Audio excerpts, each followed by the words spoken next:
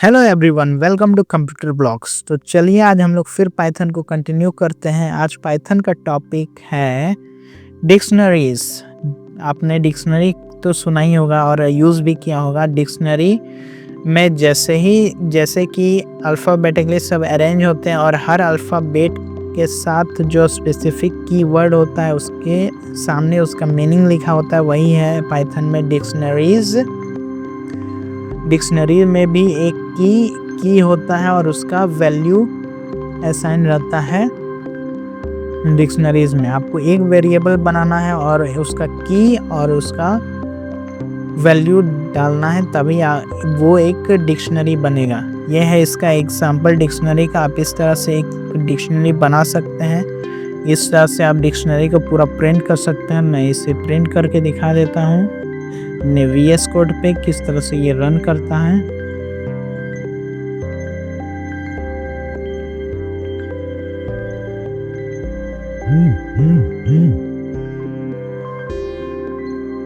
ये रन होगी। ये देखिए, इसने पूरा डिक्शनरी प्रिंट करके दिया है, डिक्ट। और इसका टाइप चेक करना होगा तो आपको यहाँ पर सिंपली टाइप लिखना होगा, टाइप।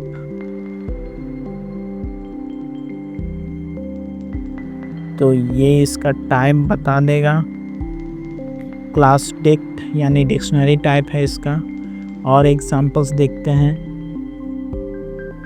अगर आपको स्पेसिफिक कीवर्ड से सर्च करना है आपके डिक्ट में वो है कि नहीं, तो ये उसका एग्जांपल है। ये अनऑर्डर्ड है। ये अनऑर्डर्ड डिक्शनरी भी अनऑर्डर्ड है, चेंजेबल है। बट डिक्शनरी में आप चेंज कर सकते हैं, बट इसमें डुप्लीकेट्स अलाउ नहीं है।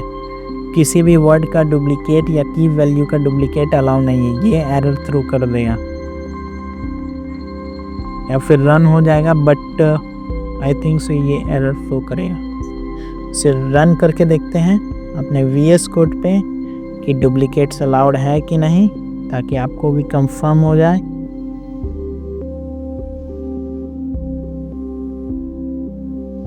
और रन करते हैं और ये देखिए, इसने एक ही ईयर को लिया। फिर एक बार रन करके देखते हैं, इसने फिर उसी को लिया। जिसे कमेंट आउट कर देते हैं और डिक्ट के बारे में और जानते हैं, डिक्शनरी के बारे में, पाइथन इन डिक्शनरीज। आप इससे लेंथ जान सकते हैं अपने डिक्शनरी का। डाटा टाइप, सारे डाटा टाइप्स आप इसमें यूज़ कर सकते हैं। String, float, integer. आप इस तरह से डिक्शनरी को रिप्रेजेंट कर सकते हैं।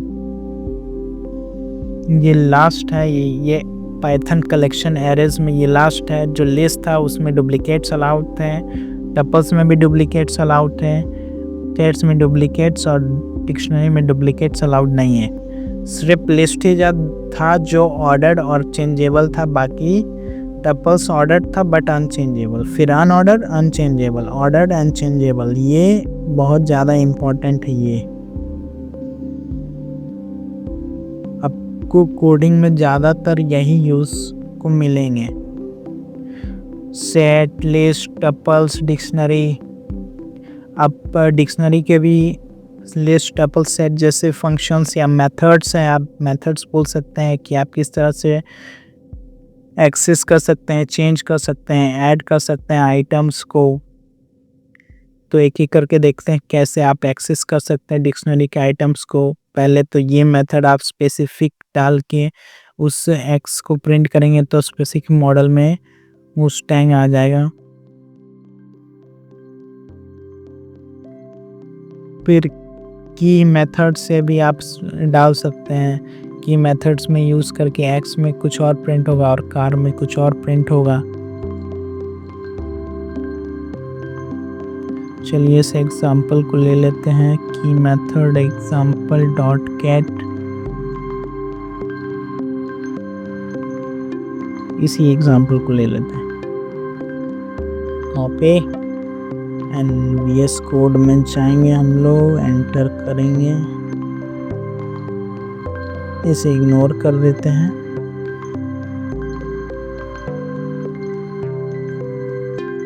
और रन करते हैं।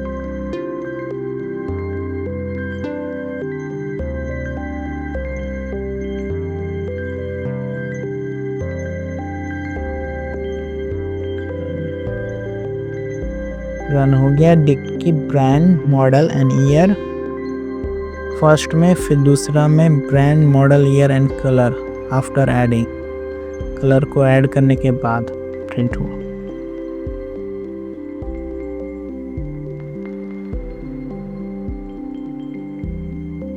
और गेट वैल्यू से भी आप यूज़ कर सकते हैं, एक्सेस कर सकते हैं अपने डिक्शनरी के आइटम्स को। ये है एग्जांपल्स, आप इन सब को यूज़ करके आउटपुट देख सकते हैं और कमेंट में डाल दीजिएगा, मैं भी देखूंगा कि आप यूज़ कर रहे हैं कि नहीं कर रहे हैं।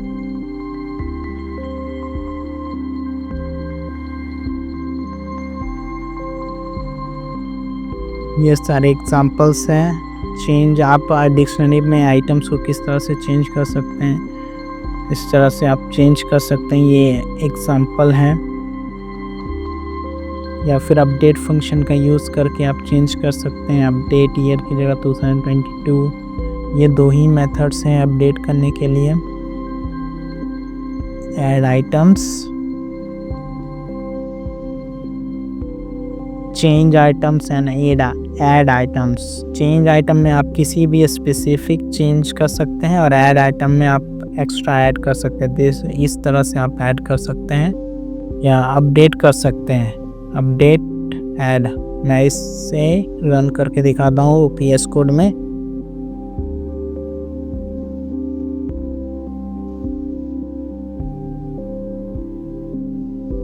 कमेंट आउट,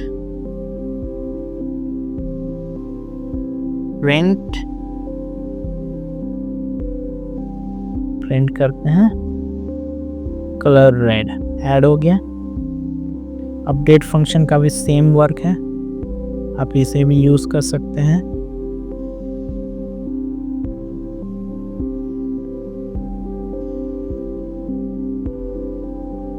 लेते हैं कि आप आइटम्स को रिमूव किस तरह से कर सकते हैं डिक्शनरी में।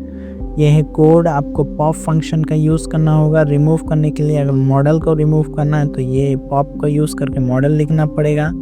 फिर पॉप आइटम फंक्शन का मेथड का यूज़ करना पड़ेगा। डिलीट तो आप लोग जानते हैं, ये पूरा का पूरा ये डिलीट, ये मॉडल पूरा डिलीट हो जाएगा और पूरा ही डिलीट करना है, डिलीट डॉट डिस्ट्रिक्ट, तो ये पूरा डिलीट हो जाएगा। क्लियर में ये सब कुछ क्लियर हो जाएगा, सिर्फ ये ब्रैकेट्स बचेंगे। यही है clear, delete, remove items in dictionaries. Loop में नहीं अभी बताऊंगा। कॉपी डिक्शनरीज, कॉपी अब किस तरह से इन पहले डिक्ट के दूसरे डिक्ट में कुछ कॉपी कर सकते हैं। डिक्शनरी डिक्ट टाइप है, आप कॉपी फंक्शन का यूज़ करके डिक्ट का यूज़ कर सकते हैं। कॉपी दिस, माई डिक्ट में ये दिस डिक्ट को कॉपी डिक्ट में, माई डिक्ट में ये आ जाएगा, माई डिक्ट में। इसे मैं रन करके दिखाता हूँ अपने VS कोड में। रनिंग इनटू VS कोड, ये और ये देखिए ब्रांड, फोर्ट, मॉडल, ये सब इन माई डिक्ट में है। ये सब कुछ माई डिक्ट में है। दिस डिक्ट को भी प्रिंट करके दिखा देता हूँ कि ये दिस डिक्ट में है कि नहीं। दिस डिक्ट प्रिंट करते हैं, दिस डिक्ट एम्पटी होगा। दिस डिक्ट और ये डिक्ट में दोनों सेम प्रिंट हो गया, मतलब इसने इस पे कॉपी कर दिया।